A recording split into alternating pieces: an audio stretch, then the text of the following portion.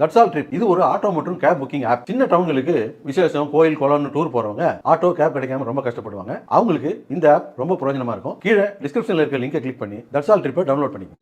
சென்னை அண்ணா சாலையில் உள்ள மின்சார தலைமை அலுவலகம் எதிரே பணி நிரந்தரம் செய்ய வலியுறுத்தி மின்வாரிய தற்காலிக ஊழியர்கள் 11வது நாளாக போராட்டத்தில் ஈடுபட்டனர். இது தொடர்பாக நமது செய்தியாளர் ரஃபிக் வழங்க கூடுதல் தகவல்களை கேட்கலாம். வணக்கம் ரஃபிக். சென்னை அண்ணா சாலையில் பணி நிரந்தரம் செய்ய வலியுறுத்தி 11வது நாளாக மின்வாரிய தற்காலிக ஊழியர்கள் போராட்டத்தில் ஈடுபட்டிருக்கின்றனர். இது தொடர்பான விவரங்களை சொல்லுங்க.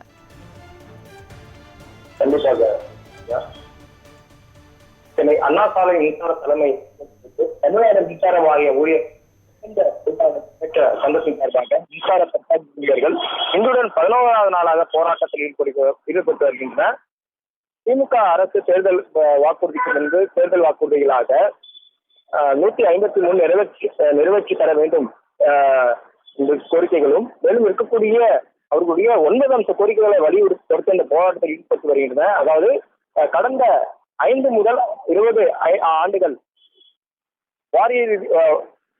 வாரியதற்காக உழைத்து உயிரிழந்து செய்து கை கால் ஆகியவற்றை இறந்தோம் மற்றும் அனைத்து பேரிடர் காலங்களிலும் எந்தவித ஊதியமின்றி மின்சாரத்திற்காக உழைக்கும் ஒப்பந்த தொழிலாளர்கள் பணி நிரந்தரம் செய்யப்பட வேண்டும் என்றும், மேலும் 96 விடுபட்ட ஒப்பந்த ஊழியர்கள் அடையாளம் கண்டு களப்பணியாளர்களாக பணி நிரந்தரம் செய்யப்பட வேண்டும். மின்வாரிய ஒப்பந்த ஊழியர்கள் நீதிமன்ற வழக்கில் வெற்றி பெற்று பணியாணை வைத்திருக்கும் 6788 நபர்களுக்கு நிலுவைத் தொகையுடன் மற்றும் வழக்கு கொடுத்த அனைவருக்கும் பணி ஆணை வழங்கிட வேண்டும். மின்வாரியத்தால் உருவாக்கப்பட்ட கேட்டு ஒப்பந்தத்தில் பணிபுரியும் ஒப்பந்த ஊழியர்களுக்கு பணி நிரந்தரம் வழங்கிட வேண்டும். வடசென்னை, எண்ணூர், மேட்டூர், தூத்துக்குடி அனல் மின் உற்பத்தி மற்றும் நீர்மின் உற்பத்தி நிலைய ஒப்பந்த ஊழியர்களுக்கு பணி நிரந்தரம் வழங்கிட வேண்டும். மேலும் பகுதி நேர ஒப்பந்த ஊழியர்களுக்கு பணி நிரந்தரம் வழங்கிட வேண்டும்.